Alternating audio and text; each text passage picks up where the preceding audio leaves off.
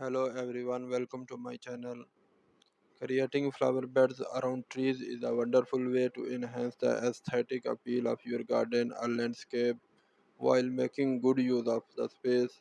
Here are some steps and ideas for creating flower beds around trees. Select the right tree. Choose a tree with enough space around its base to accommodate the flower bed. Consider the tree size and root system. Smaller ornamental trees or trees with shallow roots are typically better choices. Plan the design. Determine the shape and size of the flower bed. It could be circular, oval, square, or irregular depending on your preferences and the space available. Consider the tree's canopy and how it might affect the amount of sunlight the flower bed receives. Select plants that thrive in the specific light conditions. Prepare the area. Clear any existing grass, weeds, or debris from the area where you plan to create the flower bed. Be cautious not to damage the tree's root during the process.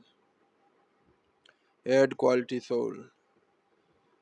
Amend the soil with organic matter to improve its fertility and drainage. This will create an ideal environment for your plants. Choose plants. Select plants that thrive in your climate, considering factors like sunlight, moisture, and soil conditions. Some popular choices include perennials, hostas, ferns, astilbes, and are great options. Ground covers. Plants like keeping phlox, vinca, or ajuga can work well.